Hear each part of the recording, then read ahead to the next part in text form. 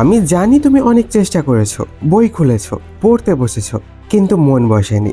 বাইরে সবাই বলে মনোযোগ বাড়াও, মনোযোগ দাও, কিন্তু কেউ তোমাকে শেখায়নি মনোযোগ আসে কিভাবে। আমি আজ তোমাকে সেটাই বলবো। একটা তথ্য নয়, একটা বাস্তব সত্যি। মনোযোগ আসে না জোর করে, মনোযোগ আসে ভালোবাসা থেকে। তুমি যাকে ভালোবাসো তাকে মনে রাখার জন্য তোমাকে আলাদা করে মনোযোগ দিতে হয় না, তাই না?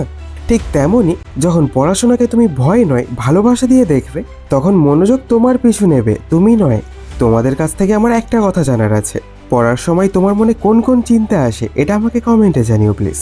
তুমি বলো মনোযোগ আসে না, হ্যাঁ এটা আসার কথাও না, কারণ তুমি এমন কিছুর দিকে মন দিতে চাও যেটাকে তুমি মনে মনে চাপ, বিরক্তি, ভয় বা শাস্তি হিসেবে ধরেছো। তুমি যখন মনে মনে ভাবো পড়াশোনা মানেই বোঝা, তখন তোমার মস্তিষ্ক অটোমেটিক্যালি বলে এটা বিপজ্জনক, এটা এড়িয়ে চল। এই অবস্থায় যতই তুমি বই খুলে বসো, মস্তিষ্ক তোমাকে মনোযোগ দিতেই দেবে না। তাই মনোযোগ বাড়ানোর প্রথম ধাপ হলো পড়াশোনাকে শত্রু নয়, সহচর হিসেবে দেখা। তুমি যদি নিজের মনকে বোঝাতে পারো এই বইটা আমাকে বদলাবে, এই অধ্যায়টা আমাকে শক্তিশালী করবে, তাহলে মস্তিষ্ক ডোপামিন নামের রাসায়নিক ছাড়ে।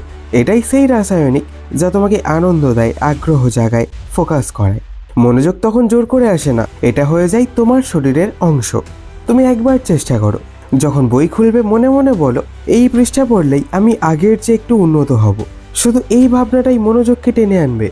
এখন একটা কথা বলো, তুমি কি সত্যিই পড়াশোনাকে বোঝা মনে করো, নাকি ভয় করো ফেল করার? কারণ সত্যিটা হলো তুমি পড়তে চাও না নয়, তুমি ভয় পাও যে আমি পারবো না। এই ভয়টাই মনোযোগের সবচেয়ে বড় শত্রু। যতক্ষণ তুমি ভয় পাবে ততক্ষণ মস্তিষ্ক পড়াকে ঝুঁকি হিসেবে নেবে। তুমি যতই চাও মনোযোগ দিক, সে দেবেই না। তাই পড়াশোনা শুরু করার আগে একটা ছোট্ট কাজ করো, নিজেকে বলো আমি এখন শেখার জন্য পড়বো, নম্বরের জন্য নয়। এই একটা মাত্র লাইন তোমার পুরো পড়ার মানসিকতা বদলে দেবে।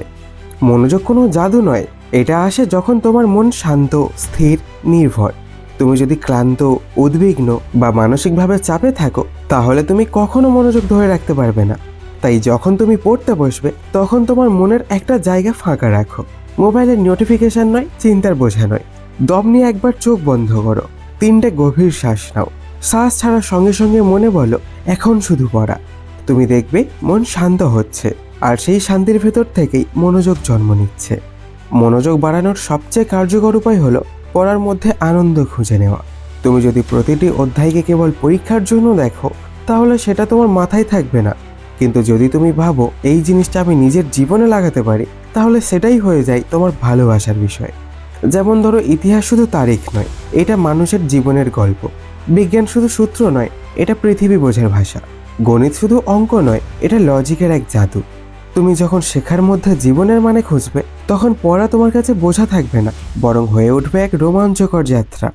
তুমি অনেক সময় বলো আমার সময় নেই, সময় হয়ে ওঠে না, কিন্তু আমি বলি সময় নয়, দরকার অভ্যাস। মনোযোগ বাড়ে না বেশি সময় পড়লে, মনোযোগ বাড়ে প্রতিদিন একই সময় পড়লে। তুমি যদি প্রতিদিন মাত্র 30 মিনিটও নিয়মিতভাবে পড়ো না, তাহলে তোমার মস্তিষ্ক নিজে থেকেই সেই সময় মনোযোগী হয়ে যাবে। এটা কন্ডিশনিং, মানে অভ্যাসের শক্তি। তাই এখন থেকে সময় নয়, সময়ের নিয়মিততা ধরো। বেশি না, কমও না, নিয়মিত। তুমি দেখবে মনোযোগ ধীরে ধীরে অভ্যাসে পরিণত হচ্ছে। আর একটা জিনিস মনে রেখো, তুমি যতদিন অন্যের সঙ্গে তুলনা করে পড়বে, তোমার মন ততদিন অস্থির থাকবে। কারণ তখন তোমার মনোযোগ থাকবে না জ্ঞানে, থাকবে হিংসায়, ভয় আর প্রমাণে। মনোযোগ আসে তখনই যখন তুমি শেখো নিজের গতিতে এগোতে। তুমি অন্যের চেয়ে ভালো হতে নয়, নিজের গতকালের চেয়ে ভালো হতে পারো। তখন পড়া হয়ে যায় শান্তির জায়গা, চাপের নয়। আর হ্যাঁ, যখন মন বসছে না তখন জোর করো না। চুপ করে বসে নিজের মনের সঙ্গে কথা বলো, কেন মন বসছে না? আমি কি ক্লান্ত? আমি কি ভয় পাচ্ছি? তোমার মন একটা শিশুর মতো, তাকে আদরে বোঝাতে হয়, রাগে নয়।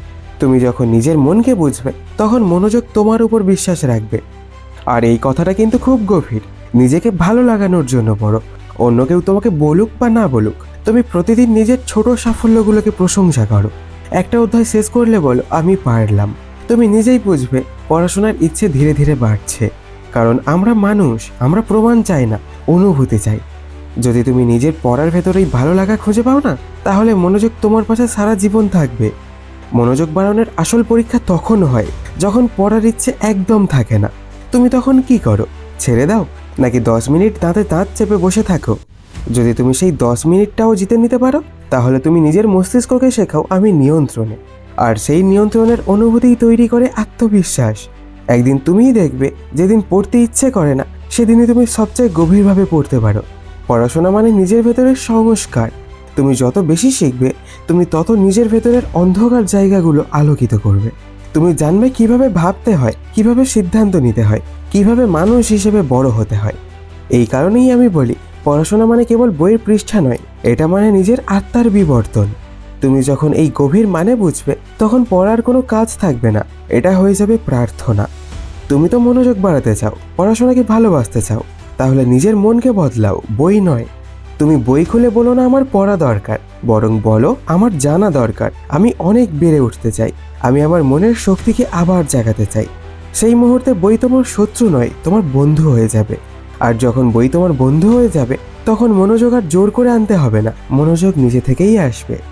তুমি শুধু আজ একটা কাজ করো, বই খুলে বসো, ফোনটা দূরে রাখো, আর চুপ করে নিজের মধ্যে একটা কথা বলো, আজ আমি নিজের জন্য পড়ছি। তুমি দেখবে একটা নতুন শক্তি আসবে, একটা নতুন শান্তি আসবে, একটা নতুন তুমি তৈরি হবে। এটাই আসল মনোযোগ, এটাই পড়াশোনাকে ভালোবাসার সূচনা। যে বইকে ভয় পায় সে পিছিয়ে থাকে, যে বইকে ভালোবাসে সে বদলে দেয় নিজের জীবন। ভিডিওটা ভালো লাগলে একটা লাইক করতে পারো, আর বন্ধু বান্ধবীদের কাছে শেয়ার করতে পারো। আর কমেন্টে অবশ্যই জানিও পড়তে বসলে তোমার মনে কোন কোন চিন্তা আসে। তাহলে দেখা হচ্ছে পরের ভিডিওতে। তাই ভালো থেকো, সুস্থ থেকো, ধন্যবাদ।